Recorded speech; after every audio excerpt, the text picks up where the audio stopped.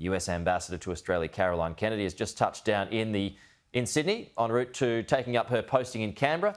And joining us is the Social Services Minister, Amanda Rishworth. Minister, good morning. We're going to talk about the women's meeting, the conference in Adelaide today, but I just want to get your thoughts on Caroline Kennedy arriving. Not too many ambassadors we get here have the profile that she has. What do you hope comes out of her time here? Well, obviously, the American-Australian relationship is a critically important one, and obviously as we work towards the AUKUS agreement and progress that, having, close attention with the Americans and being able to have that dialogue with them is critically important. So having an ambassador with the standing that Caroline Kennedy has, I think is a real plus for the relationship, and I no doubt will ensure that we continue to continue our strong relationship with the United States. Okay, back to the conference that you've got on today. Realistically, what do you hope it achieves? Well, firstly, from my perspective, I'm really keen to work with my state colleagues to get a timetable to finalise the plan to end violence against women and children. One woman dies every 10 days as a result of their current or former partner. And I think that is a terrible statistic and one that absolutely needs to be dealt with. So I want to make sure that our state and territory colleagues and the Commonwealth are all pushing in the same direction, and that's what the national plan will do. It is a 10-year plan, so it's important we get it right, but it's also important we get on with it. So I'm looking forward to working with my state and territory colleagues to actually progress that plan, have a timetable to finalise it, and get on with the job of action in this important area. Somewhat related to that is problems in the Northern Territory. 3 lives have been lost in 3 days in the NT due to family violence.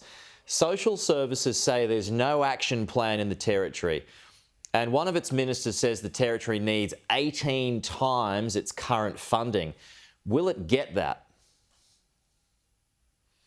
Well, look, what we're working towards at the moment is the national plan, and the deaths that you described are absolutely horrific. There's no doubt that when family violence occurs, it has ripples through whole communities. And so I feel very sad for those deaths, but of course for all those women and children that are affected by family violence. So we need to address this.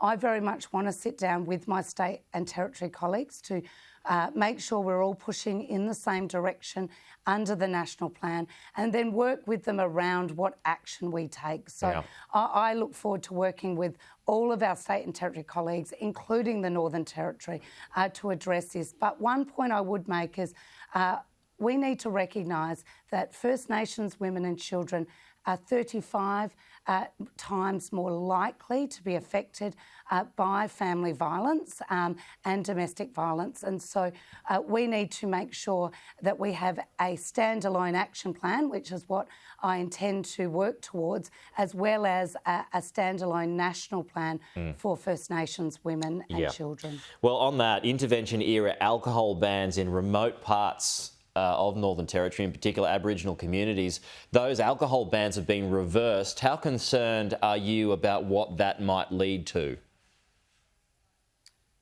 Well, I've had discussions with my Northern Territory counterparts about their rolling back of alcohol bans, because what they have been talking about is the importance of self-determination, that communities are making decisions for themselves. And that's what this process is about, is local decision-making and ensuring that, that local communities get to have a say, not just when it comes to alcohol, but a range of other things. And that's certainly the same approach that the government, the Commonwealth government, is now taking to income management.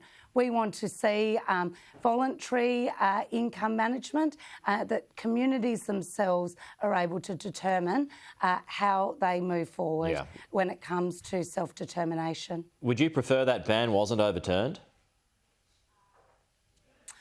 Look, I support the Northern Territory when it comes to giving self-determination to local communities, to give communities the choice of how they implement alcohol restrictions, if it's alcohol restrictions, how health services work. We need to work better with our First Nations controlled organisations to ensure that they are able to support people on the ground in their own communities. Okay, just a final one here on abortion. Of course, this has become a headline issue after Roe v Wade was overturned in the US. It is legal here, but the rules are somewhat different comparing states and territories, Minister. So how are you going to streamline it? And it's still going to be hard for women to access it in regional areas, right? So what sort of changes would need to be made to make that easier?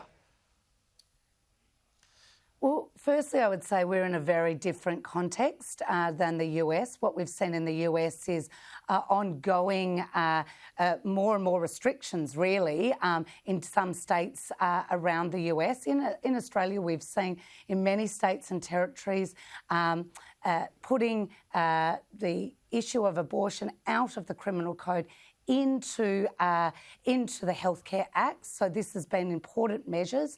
But look, states and territories may want to discuss that at the meeting today. We're very open for a discussion around how we can work together. But ultimately, when it comes to termination and abortion law, it does sit with the states and territories. Yeah. But the trend here in Australia has been the opposite to that of the US. Amanda Rishworth, we're out of time, but thank you for your time this morning, as always. We'll talk to you soon.